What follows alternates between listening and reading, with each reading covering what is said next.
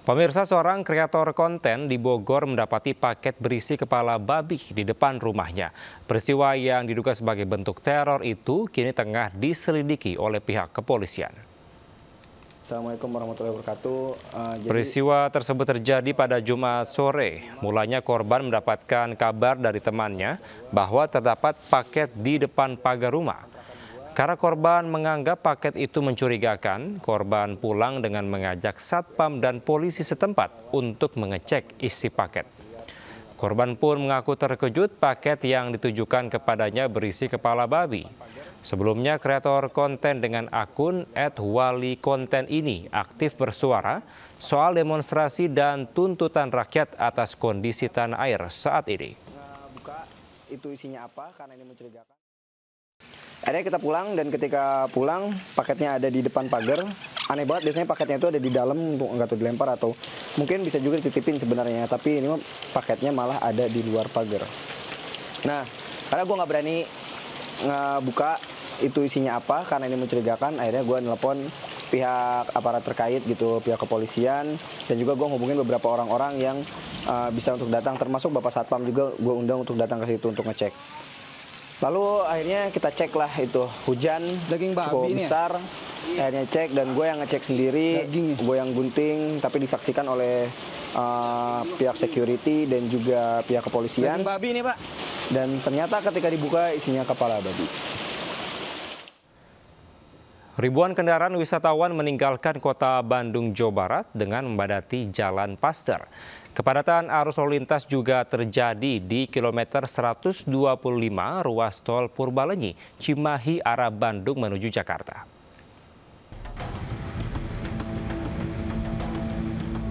Ribuan kendaraan di kota Bandung padat akibat banyaknya wisatawan yang hendak meninggalkan kota Bandung usai berwisata. Arus lalu lintas di Jalan Dr. Junjunan mengalami peningkatan volume kendaraan wisatawan sejak Minggu sore.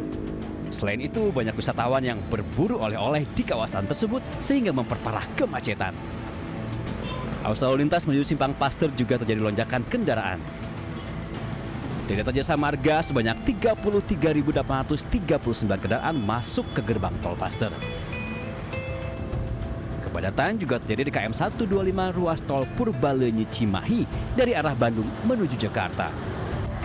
Kendaraan pribadi yang akan kembali ke kota asal usai liburan mendominasi ruas tol ini. Antrean kepadatan juga terjadi di rest area KM 125 kota Cimahi. Kepadatan arus kendaraan diprediksi akan terjadi hingga Minggu dini hari. Tim Liputan iNews melaporkan. Sementara momen libur panjang, penumpang Wush naik hingga 20%. KCIC bahkan hadirkan promo gratis masuk sejumlah destinasi wisata di Bandung hingga diskon hotel dan juga kuliner.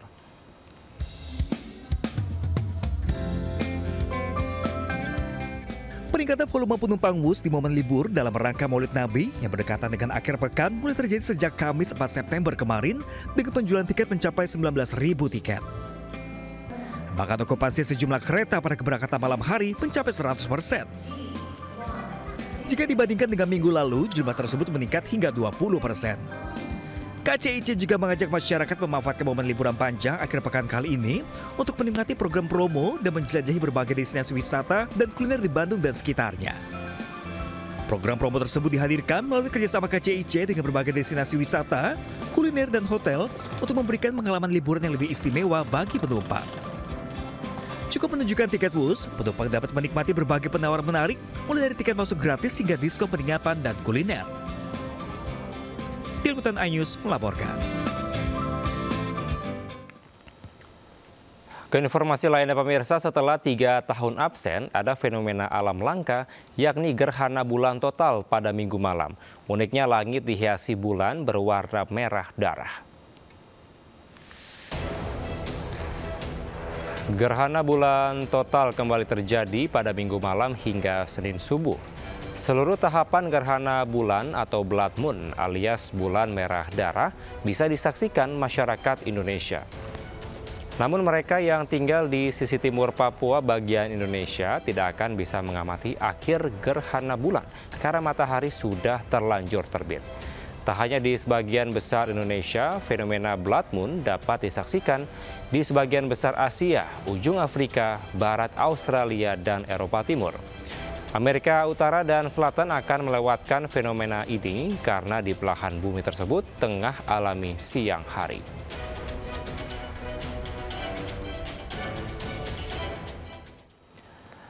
Keinformasi mancanegara, pemirsa, misi kemanusiaan menembus blokade Gaza melalui jalur Laut Mediterania terus digelorkan oleh ratusan aktivis kemanusiaan pro-Palestina, termasuk puluhan aktivis asal Indonesia.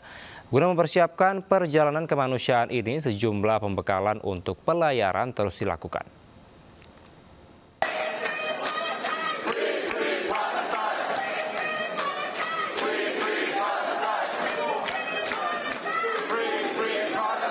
Pelayaran maritim dalam misi kemanusiaan Gaza tercatat sebagai misi kemanusiaan terbesar sepanjang sejarah.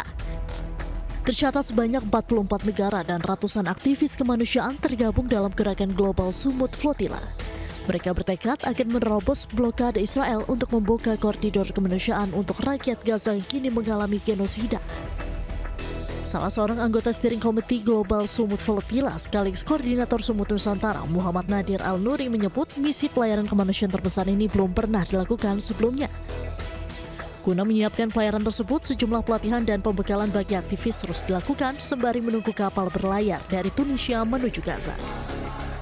Bersama-sama di dalam satu usaha di bawah nama Sumut Nusantara, berada bersama-sama dengan Global Sumut Flotilla yang diwakili lebih sebenarnya daripada 50 buah negara, akan bergerak bersama-sama untuk memecahkan kepungan ke atas Gaza melalui jalan laut dan insya-Allah membuka humanitarian koridor laluan kemanusiaan supaya bekalan makanan, perubatan dan sebagainya boleh dibawa masuk ke dalam bumi Gaza. Indonesia bersama Malaysia dan sejumlah negara lainnya dari Asia Tenggara dan Asia Selatan akan diberangkatkan pada awal pekan ini dari Tunisia menuju jalur Gaza.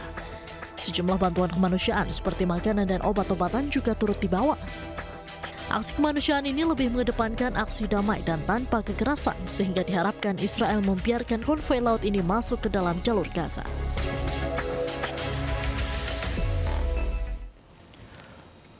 Pemirsa, Uni Emirat Arab kembali mengirimkan konvoi bantuan ke Gaza dengan menggunakan 23 truk berisi bantuan medis dan makanan pada hari Jumat melalui rute penyeberangan Rafah. Konvoi dari truk sebanyak 23 truk merupakan bagian dari operasi Sival Rose Night 3 dari Uni Emirat Arab. Sebanyak 16 truk memuat bantuan medis untuk didistribusikan ke rumah sakit di jalur Gaza. Bantuan ini meliputi obat-obatan, solusi medis, dan peralatan medis yang menyelamatkan jiwa seperti ventilator, mesin, dan filter dialisis. Sementara sisa konvoi 7 truk mencakup bantuan pangan bagi pengungsi warga Gaza.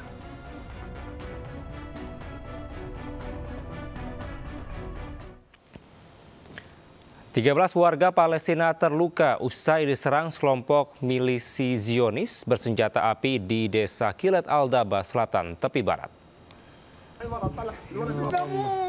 Inilah para lansia dan balita di desa Kilet Aldaba Selatan, tepi barat Palestina yang menjadi korban kekerasan oleh milisi Zionis Israel.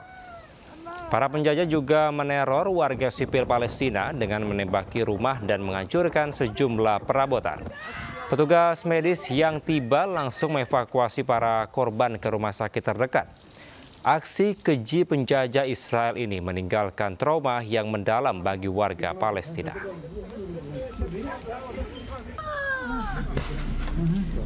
Sementara pemirsa, di tepi barat, tentara Zionis Israel menembaki seorang pemuda Palestina yang tengah melintasi di pos pemeriksaan.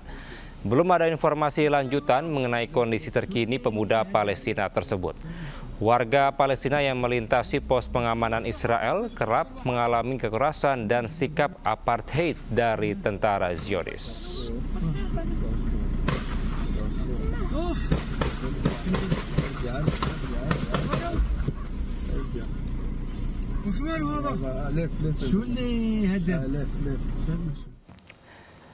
Pemirsa, diduga akibat korsleting, 4 ruangan di bangunan Sekolah Dasar Negeri Cibaregbek 1 di Cianjur, Jawa Barat ludes terbakar.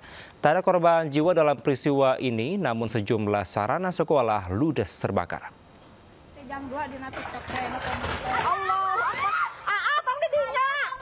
Inilah rekaman video amatir warga saat kobaran api melahap 4 ruangan bangunan Sekolah Dasar Negeri Cibaregbek 1 Kecamatan Cibeber, Cianjur, Jawa Barat. Diketahui api bermula dari ruangan perpustakaan disertai suara letupan dari atap ruangan, kemudian menjalar ke ruangan lainnya. Setelah lebih dari 3 jam, kobaran api akhirnya bisa dipadamkan setelah 2 unit mobil pemadam kebakaran diturunkan ke lokasi. Tidak ada korban jiwa dalam peristiwa ini, namun sejumlah sarana sekolah termasuk kelengkapan operator sekolah ludes. Belum diketahui secara pasti penyebab kebakaran, namun dugaan sementara dipicu korsleting listrik dari ruangan bangunan. Dari Cianjur, Jawa Barat, Muhammad Andi Ihsan, iNews melaporkan. Sementara diduga akibat korsleting listrik, sebuah rumah di kawasan padat penduduk di Kecamatan Tenjo, Kabupaten Bogor, Jawa Barat terbakar. 1 mobil damkar diterjunkan ke lokasi untuk memadamkan api.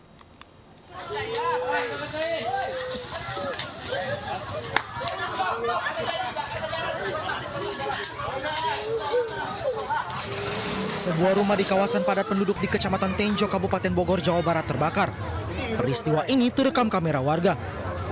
1 mobil damkar diterjunkan ke lokasi. Petugas pemadam kebakaran berjibaku memadamkan api agar tidak menjalar ke rumah warga lainnya. Diduga kebakaran terjadi akibat korsleting listrik. Tidak ada korban jiwa maupun korban luka dalam kejadian ini. Kebakaran 1 unit rumah milik Saudara Samsu di Kampung Banteli, Desa Batok, Kecamatan Tenjo, akibat korsleting listrik, dan 3 unit motor terbakar sehingga kerugian sekitar 100. Hingga kini peristiwa kebakaran masih dalam penyelidikan Polsek Tenjo. Dari Kabupaten Bogor, Jawa Barat, Iwan Setiawan, iNews melaporkan.